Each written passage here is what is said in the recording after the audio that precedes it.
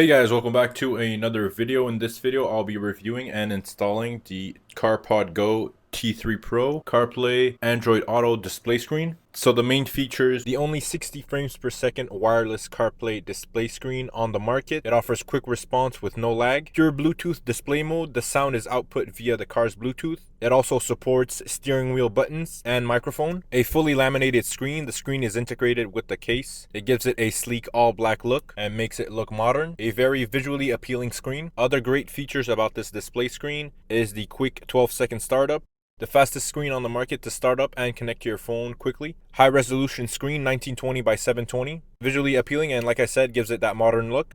It also has automatic day and night brightness adjustment. All right, so the first step is the most important one. We want to choose where we are going to mount the screen. So either on the dashboard or the windshield, but the preferred area is going to be the dashboard here near the driver's side. All right, next up, we're just going to make sure the area is clean so the base can mount properly with the double-sided tape. So just wipe down your dashboard and the area you're going to stick the screen on. All right, so the main mounting bracket has two knobs, 1 and 2, where you could adjust the length and the angle. So the first knob here, if we go counterclockwise, we could adjust the angle that the arm is sitting at. And the second knob here, if this serves to extend the arm if you want the screen to be closer to you. All right, so once you unbox the screen, you will see the mounting tab in the back. It is magnetic, so we're gonna have to pry it out so we could remove the plastic cover on the screen. All right, so before we stick anything, we're going to test fit the product and see if we are pleased with the distance that we are from the screen. With everything mounted up, you could also tilt the screen up and down and sideways to give you your preferred angle. All right, so now we're going to install the base, which is this one here. So we're gonna peel off the tape and then install it on this spot over here.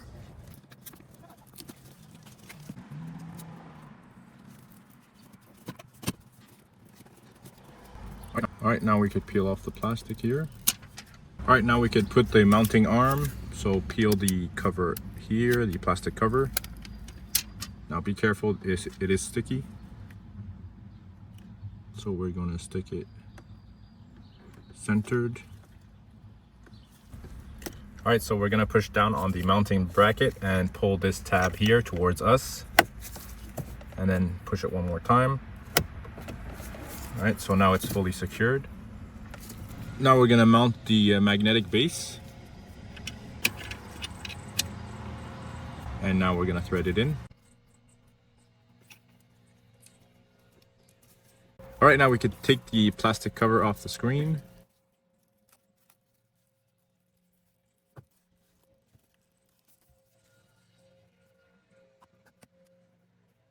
All right, so make sure the magnetic base sits on the grooves, the back of the screen, like so.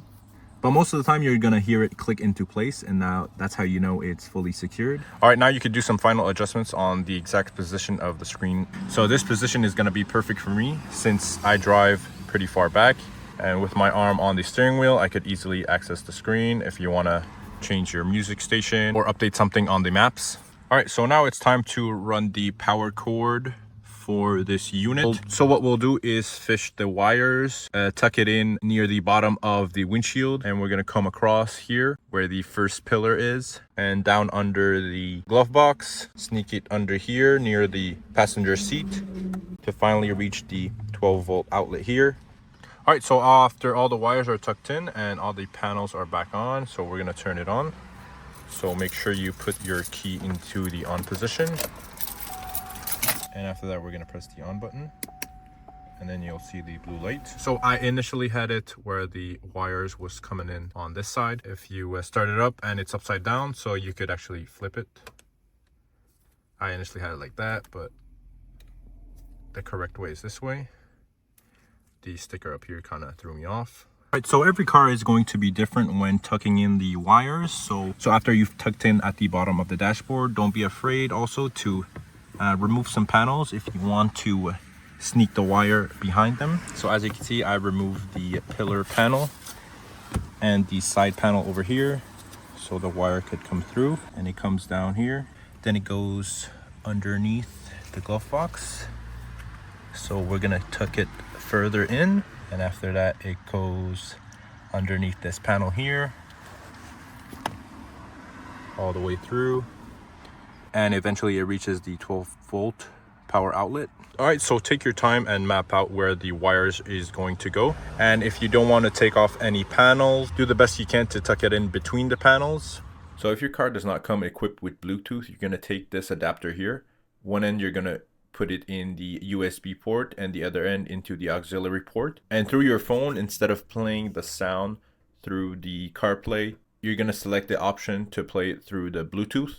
Since the screen is really wide, it could obstruct your view, so I suggest to lower the arm so you could have a full view of your windshield and not obstruct your line of sight while driving. A portable screen is great since you don't have to undo any interior parts or replace your factory radio. So that's great if you end up selling your car and moving on to another car. You can easily detach the display screen.